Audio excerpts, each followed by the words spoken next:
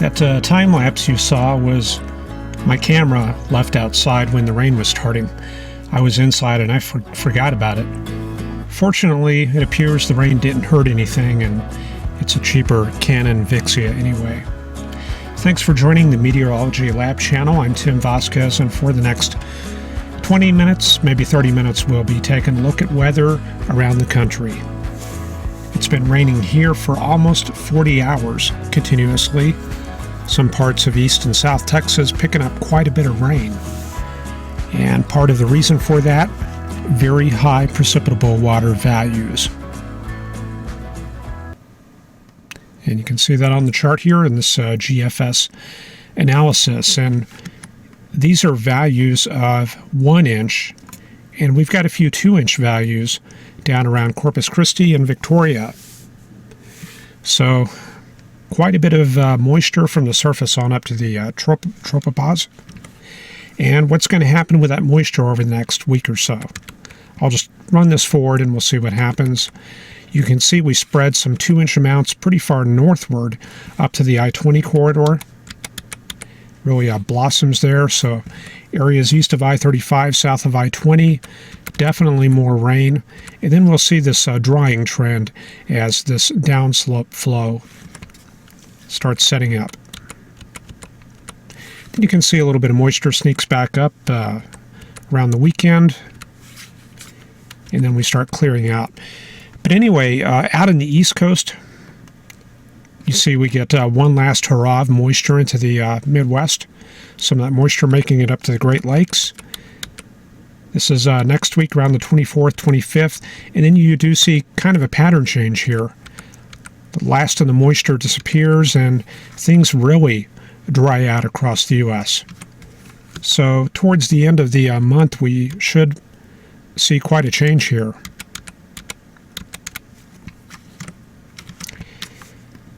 As far as temperatures right now, the anomaly map shows higher than average temperatures from Ohio, Pennsylvania down to the southeast U.S., and pretty much out west is where the cold air is.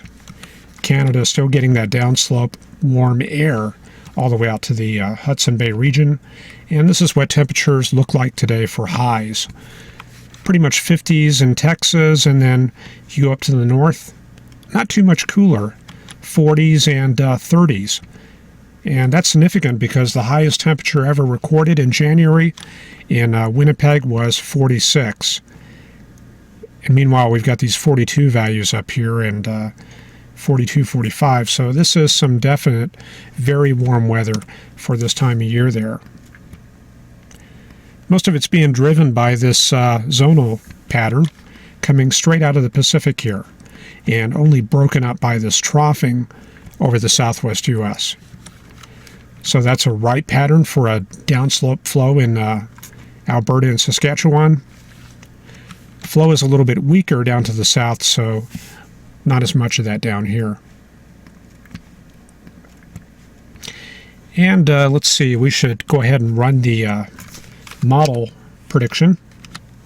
So what I mean is the thickness in isobars. Let's do that real quick. I'll pull up the MAG panel from INSEP, the MAG GFS.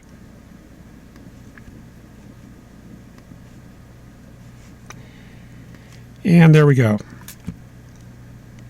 Really pretty quiet across the U.S., and the only real frontal boundaries we have are down in South Texas with this area of thickness packing. So we're talking about this area right here. This is the old front, and it looks like it connects up into Virginia and Pennsylvania, kind of like that right there. Looks like another warm front, maybe in California, connecting up to this frontal system coming onto the Washington and British Columbia coast. So that's the next system for the Pacific Northwest coming in. So we got a frontal boundary down over Texas. This is a good time to look at the soundings. Fort Worth sounding looking like this, and you see that frontal inversion all the way up to about 800, 850 millibars. So we're looking at about 5,000 feet depth of moisture can see those easterly winds right here. And we can look at Norman, and we see a kind of a similar picture, a little bit drier there, but some mid-level clouds up there above 12 to 13,000 feet. What's going to happen as far as upper level dynamics? Let's check that out. There's our large trough cutoff low over the southwest U.S. And one reason we're stuck in this rainy weather pattern is not only the front to the south, but also the fact that we are still east of the ridge, or the trough. Here's the ridge axis. We're in this area here that favors upward vertical motion.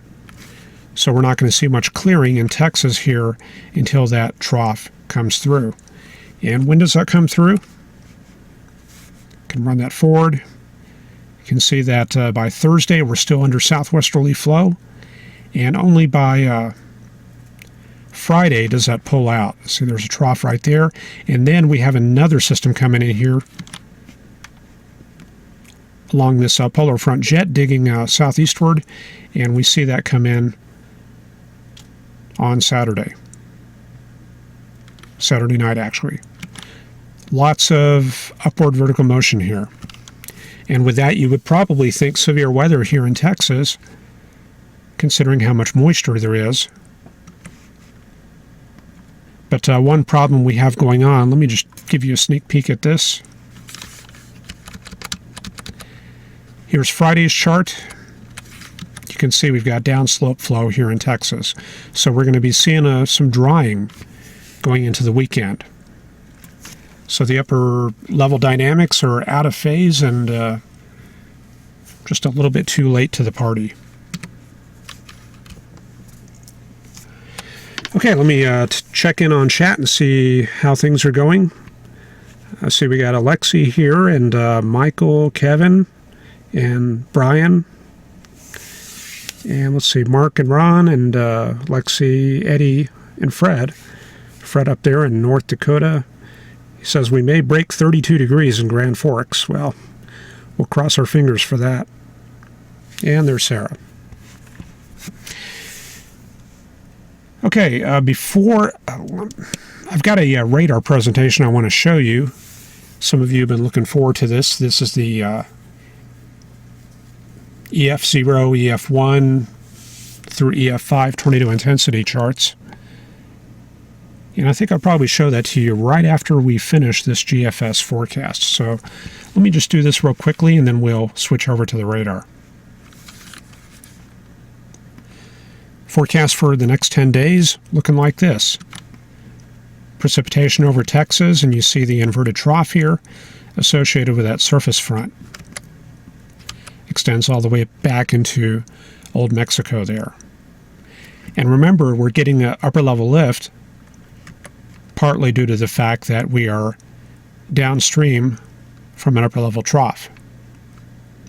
So we're getting these upper level impulses working across the boundary. We've got southerly flow at 850 riding on top of this air mass. So we got a little bit of isentropic lift feeding over that boundary, and all of that, along with the precipitable water values of 1 to 2 inches, means rain for here. Out in the eastern U.S., here's our departing frontal system leaving Indiana and Illinois in the dust. Very small cold core over Illinois there. And let's see what's going to happen for our webcast for tomorrow. Going into Wednesday, pretty stagnant patterns. You can see not a whole lot of change in Texas, still an inverted trough, and we know that that upper level trough is still out to the west. So looks like more rain for here. There's our lee side trough over Colorado and Montana, firming up as we're probably starting to get increasing zonal flow. And out in the Pacific, looks like things are getting active out there in California. See very strong pressure gradients in the San Francisco and Sacramento area. Probably looking at more storm warnings for that area on Wednesday, tomorrow. Then for Thursday, we see the Pacific system come inland, mostly an upper level system at this point. Here in Texas, looks pretty stagnant still, but some of the precip starting to move on off as we get that downslope flow I was talking about. Then for Friday, more downslope flow should warm us up a little bit. And then by Saturday, this is when the dynamics come out into the southern plains. And we certainly see a very strong frontal system south of Del Rio. Maybe even some frontogenesis down here, maybe in the lower Rio Grande. But in any case, we know that the air mass is pretty much dried out over Texas, so probably mostly high base showers across that area. System deepens pretty quickly. Pretty good frontal system moving on off to the eastern U.S. and very strong northerly winds feeding into Texas on Sunday. Should be a very windy day in Dallas, Oklahoma City, and Amarillo. Then for a webcast on Monday, 6 days from now. Large system out in the Ohio, Kentucky area. Frontal system's probably looking like that. And you can see it looks mostly like a rain event, so not much going on there. Another Pacific system working inland. And that crosses the Rockies, and looks like we get ourselves a winter storm across the Denver area into Nebraska on Wednesday the 25th. Then that moves into the Great Lakes area, and you can see we've starting to get this cooling and drying trend as we're starting to evac some cold air southward out of Canada. So this is our pattern change, and you can see the 540 line coming all the way down to the Gulf. So we're talking the end of next week here. And that's probably about all I got for the forecast there, and we're going to do the radar here real quick. Checking the comments here, Ron says looking for some big rain on Southern California over the next few days. Yep, that's that Pacific system moving inland. Sarah in Indiana says we've had our first thunder. Rain this morning, clouds all day, high of 50. Thomas says it's thawing out in upper Michigan over the next 4 to 6 days. All right. Now we were going to talk a little bit about supercells. This is an old case scenario. And we're looking at an event here that produced an Ef5 tornado, or Ef5. And as you know, Ef5 is the weakest classification of tornado damage, and that's associated with winds of about roughly 60 to 70, maybe 80 miles an hour. So do you see any cells here capable of producing an Ef5 tornado? So you can imagine they are hard to find. I'll zoom in on this area to make it a little bit easier. This is north of Dallas in the Sherman and Gainesville area.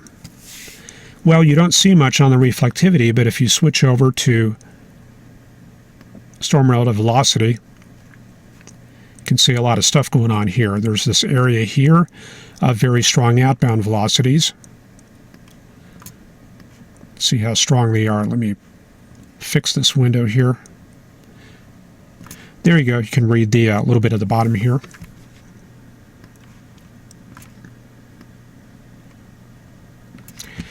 Okay, so if I set the cursor here and read the velocity down here, we're seeing about 50 knots outbound from the radar right here, very strong. So I'll zoom in on this area a little bit, and this area here corresponds to basically the leading edge of the storm. Looks like some cells out ahead of it. And let's move forward to the next frame. You can see this area here starting to tighten up a little bit. I'll set a dot here. Looks like it's embedded in a lot of this precip here. But if I run this forward a little bit more, you can see something coming together right there. Let me zoom in on that. So this is our F0 tornado near Howe, Texas, just north of McKinney. So it doesn't look too impressive. Looks kind of like a mezzo on the radar here, and winds are 61 knots outbound, 10 inbound. Probably don't have that balanced very well. Let me see if I can fix that. Yeah, it's a little bit better. Okay, so there's the center of our circulation, and it has the appearance of a mezzo. And it's embedded in this mess here. So moving forward a little bit more, this is actually getting close to about when the tornado is on the ground. That was at right on the hour, so right about now is when the tornado damage was reported. And this caused about $500,000 in damage there, 5 injuries, and fortunately no deaths. And you can see in these 2 frames right here, there's a little bit of gate-to-gate shear here, right there where that dot is. And that's where the tornado is occurring, in that embedded rain mess. So they can be very tricky to pick out.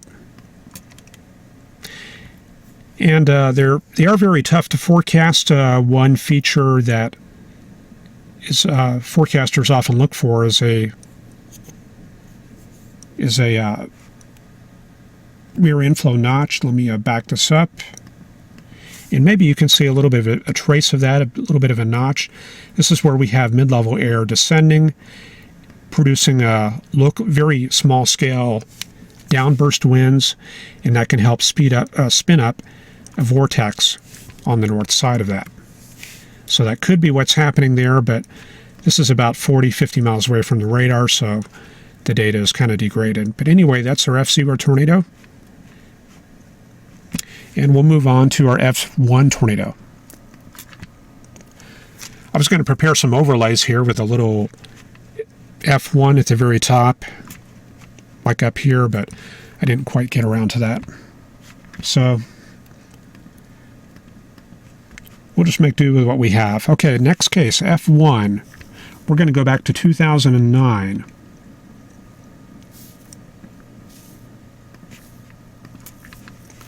Again, this is in North Texas.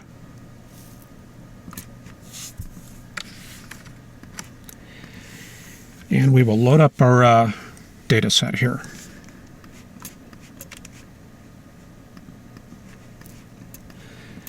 So what kind of picture do we have here? 2234, let me make sure that's correct. I got to go back a little bit further. Bear with me just a second.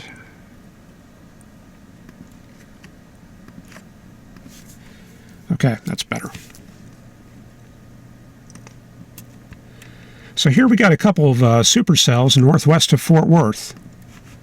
And if I animate these,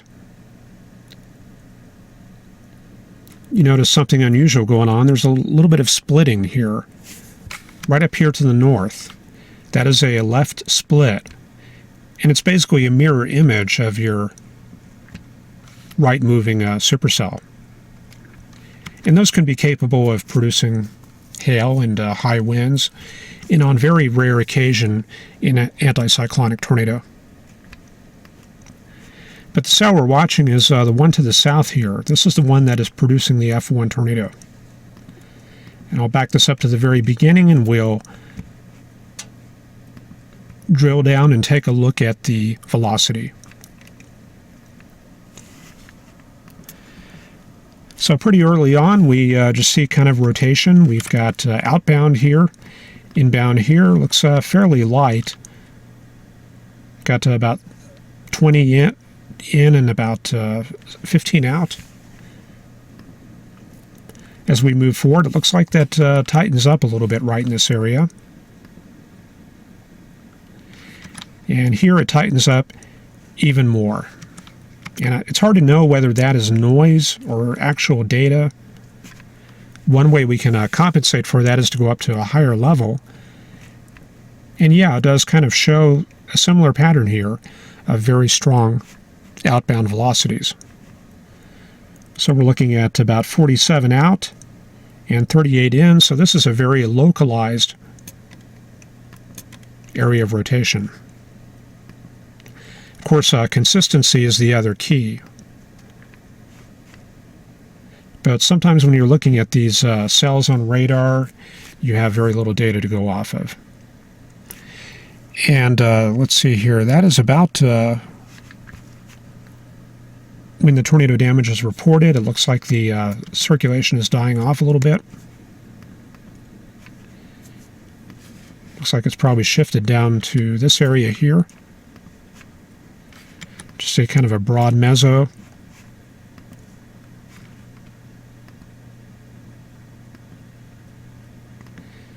And then moving forward, not a whole lot there either.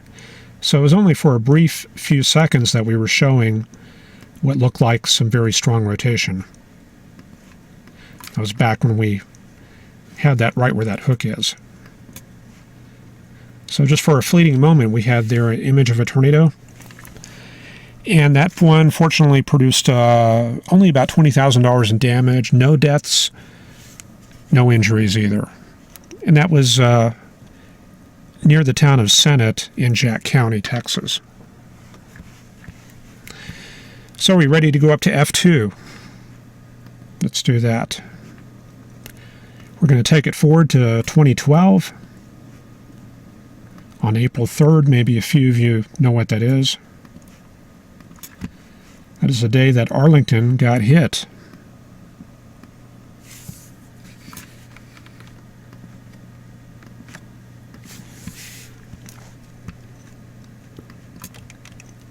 So the picture we had at that time looked like that. You can see the Arlington supercell right here over southern Fort Worth, moving to the north-northeast.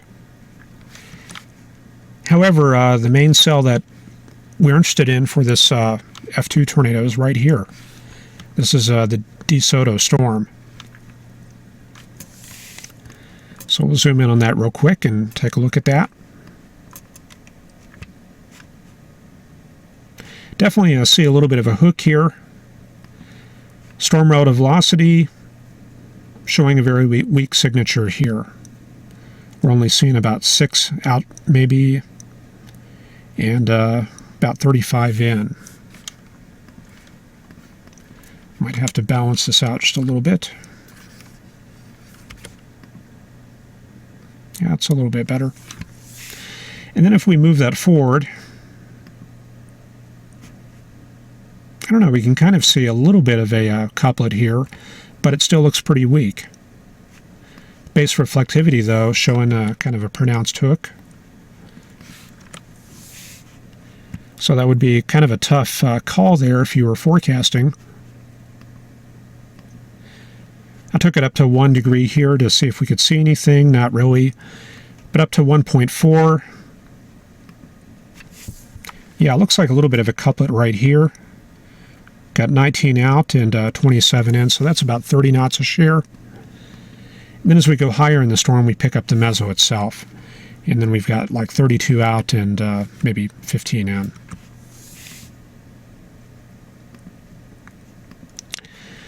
And then we move forward. Actually, we'll look at the reflectivity.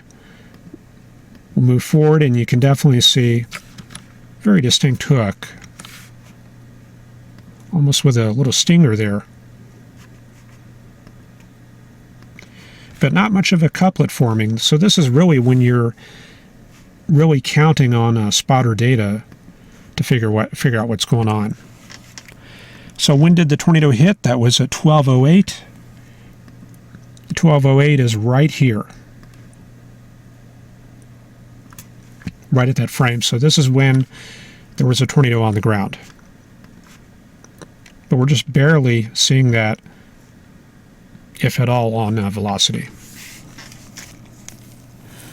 So that produced, fortunately, 0 deaths with that. 10 injuries and $500,000 in damage there. So let's go up to F3. F3 is going to take us to 2012 again, just a few days later.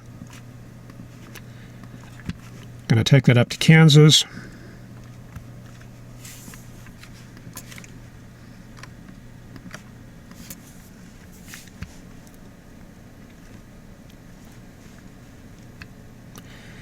Yeah, this is a good thing to talk about, actually. I don't know how many of you are familiar with sampling shear in the environmental winds.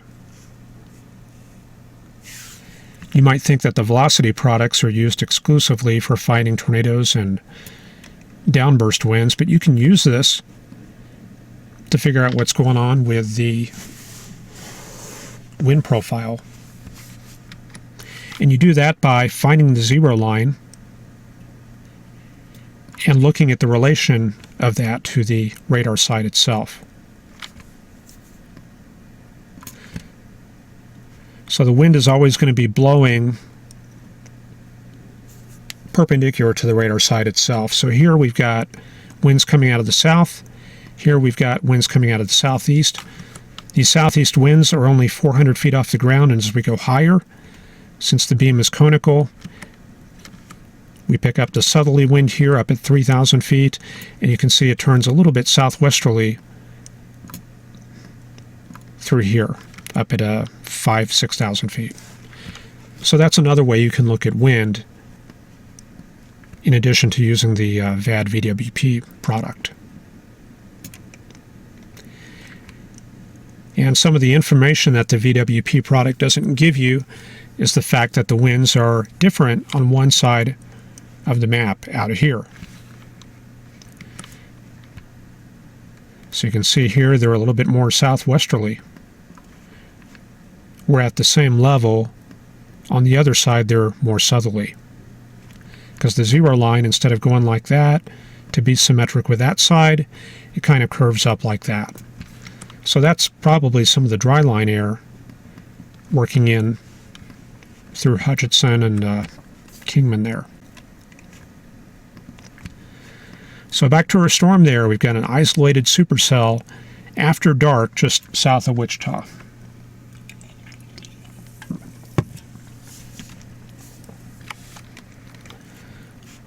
So what does the velocity show? Let's take a look at that.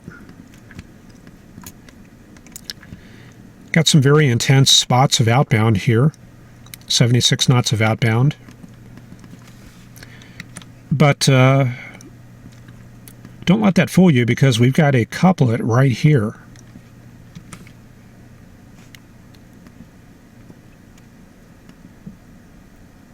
And we can see that a little bit on the higher tilts up at 1.4, up at 1,500 feet. So there, that's a cyclonic rotation couplet there. And look at that inflow here. Now, if we're going to look at how fast the inflow winds are, we should switch this over to base velocity. And then we put the cursor on there, and I'm seeing 80 knots there up at 2,500 feet.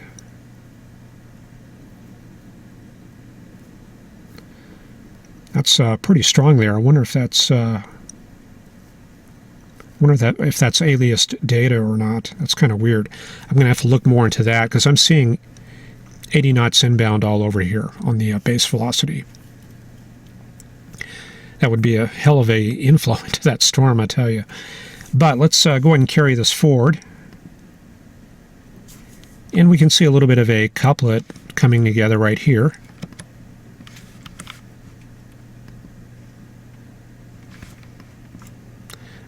Let me bring this down. I'm up too high, 1.0.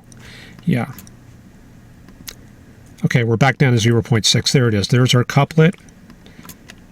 That's pretty tight there for a meso, so this is our developing tornado right here. And we see it moving right here. Then on the next frame, there it is right there, and there's possibly a new circulation down to the south. And there's what it looks like on the reflectivity. Large hook echo, and this is the cusp right there. And this is interesting because this is a rather large supercell. If I set the cursor on one side and measure it out to this side here, that's about 32 nautical miles. This is a very large supercell. And this produced a Ef5 tornado at Hayesville. We had, fortunately, 0 deaths, but 38 injuries and $500 million in damage from that tornado. So let's go up to our F4 example. Our F4 example is going to take us to Arkansas.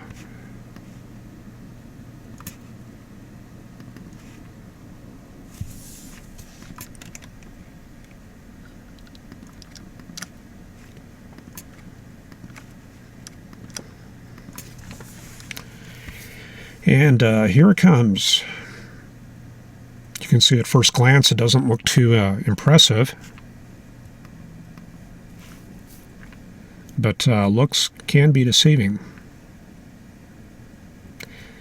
And this is a case where the tail end Charlie storm is the big bad one. So we're looking at Little Rock here and Conway right here, and the Arkansas River basically runs through this area right here. This is kind of a hilly area west of Little Rock. And we've got our tail end storm back down there. It sort of has the look of a supercell. We go back to our basics and think about what kind of indicators would signify it's severe, and we do see some reflectivity gradients right there, some very strong reflectivity gradient. The intensities are kind of marginal. Well, they're up there, about 47 to 50 dBz's. But we're kind of lacking the telltale supercell shape. But that's why we go to base velocity and take a first glance at that, and we see that there is some action right in this area. So we'll switch over to storm relative velocity, and we've got ourselves a pretty tight circulation right in this area here. And I'll set a dot right there. And this is cyclonic rotation, because we have a combination of a couplet that is across the beam like this. When the couplets are across the beam, that indicates cyclonic rotation. But we've also got a little bit of this going on here, because you can see our couplets are kind of backed away from each other. They're kind of diagonal. This is signifying we have convergence. So this is rotational convergence here. So if I actually draw that out, the circulation is set up kind of like this. So the dot is right there, and what does that look like on the reflectivity? That dot is right there at the tip of that cusp. So, yeah, now things make a little bit more sense, don't they? Got a supercell, and that's what we got going on right there. So the shape is a little bit weird. That kind of threw us, but there's our circulation. So we'll bring that frame up a little bit, and it moves very quickly, and you can see that rotation is very tight there. We've got about 77 in and 34 out. There's 100 knots of shear across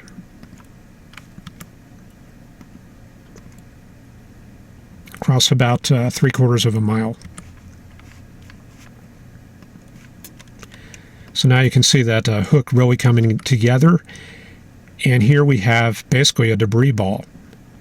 This is the hook picking up, or the vortex picking up debris like tin from roofs, metal debris, stuff like that. Those are very efficient scatterers. And so we get heightened reflectivity right there within that vortex. And we can see it up at higher tilts too, up at 1.3, 1.8, and even 2.4. And as we bring this forward, we can see still some circulation, but there's some very strong inbound or outbound right there. 55, 65 out right there, and this is basically the large-scale meso, and within that there's probably a tornadic circulation. We see that resolve a little bit right there. There's a tornadic circulation right there, and the larger mesocyclone circulation. And then that moves out to Mayflower. Maybe some of you have heard of that. That tornado, that town did not fare too well. Tornado went through a subdivision there. And let me see how many casualties there were on this one tornado. Had 12 deaths, 167 injuries, and $250,000 in damage. So very unfortunate there.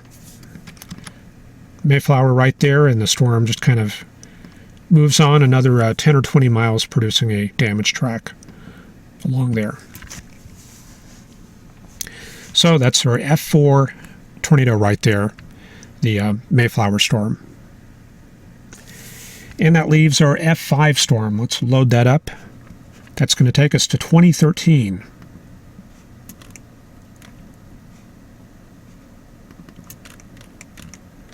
So we're, sorry, I've probably been saying F2, F3, F4. I actually mean EF2, EF3, EF4. I'm still stuck on some of those old conventions there. 2013 0520.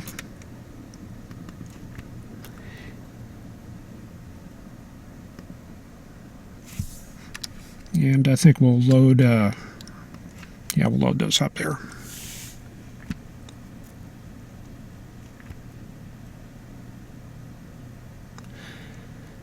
So you can see almost immediately we've got kind of a dry line situation. Got storms oriented kind of like this from Stillwater down to about Lawton. So classic dry line setup right there, and definite supercells right here.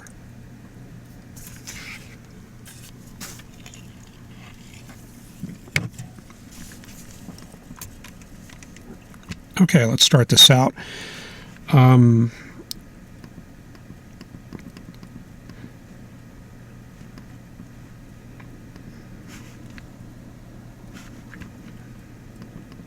Okay, there we go.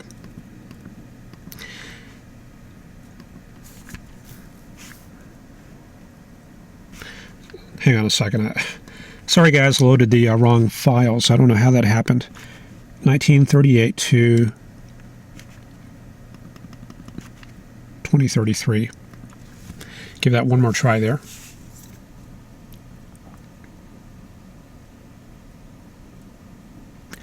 And this looks better. I can see the correct frames coming in.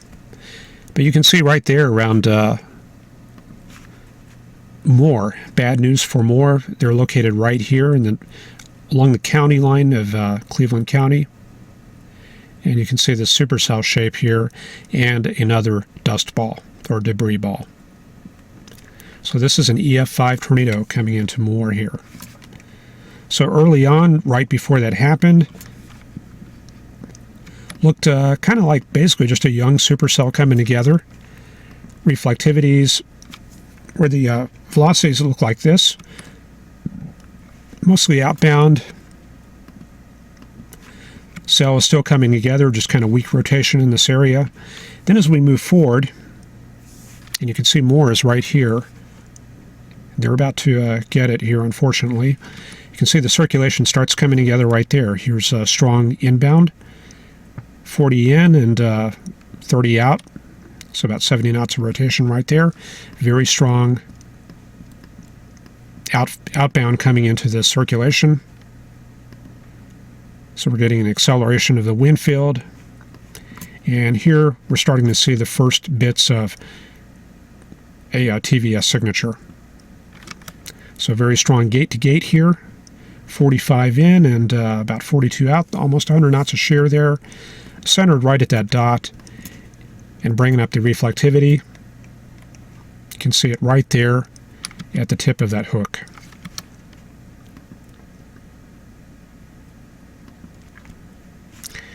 And we'll move that forward just a little bit, and you can watch that come into the more area.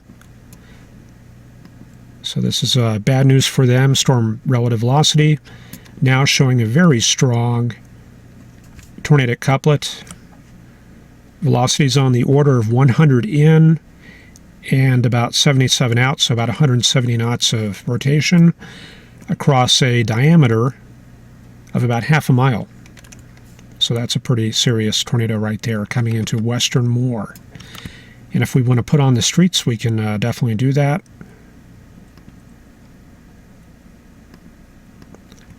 I guess I don't have the Oklahoma City data loaded up here.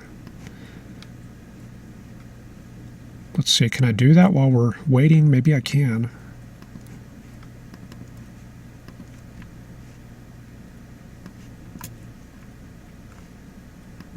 Yeah, there we go.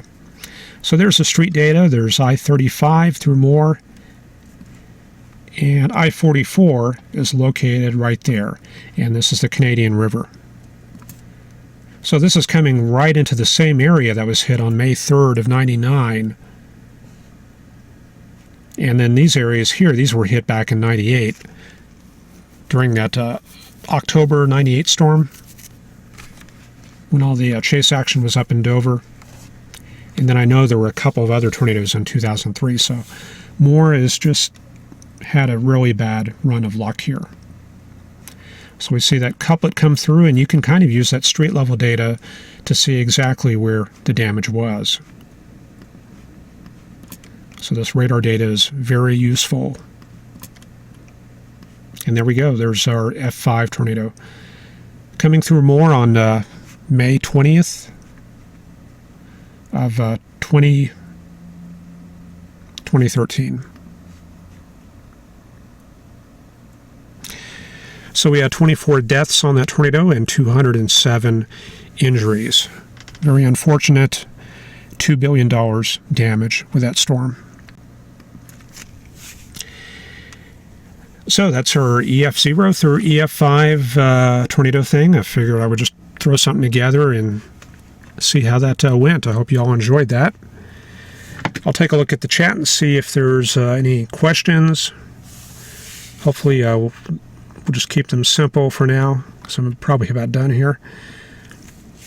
Split storm, straight hodograph, yeah. If there's a fairly straight hodograph and your left cells are on one side of the line or close to the line and the others are on the other side of the line, that's what will give you your splits right there. A curved hodograph does not favor splitting storms. Delta V, I'm coming up with that by just putting the cursor on opposite sides of the couplet. So here's our couplet. This is our inbound here. This is our, actually I'm kind of messed up here. Let's try our tornado couplet right here. This is our outbound. This is our inbound. So I'm basically setting the cursor here and reading the values down at the bottom.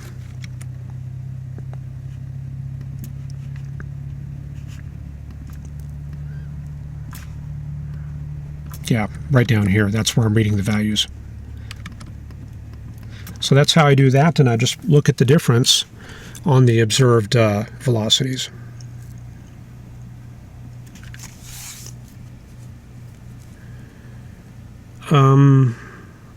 Yeah, I think that's about all I got here. So I appreciate you all watching, and if you have any ideas for the webcast, let me know. And as usual, please like and comment and subscribe. I do appreciate that. Trying to get the channel going here, and every little bit of support definitely helps a lot. So I'll leave you with that, guys. Anyway, thanks for watching, and we'll see you tomorrow at the usual time, 8 o'clock. Have a good evening.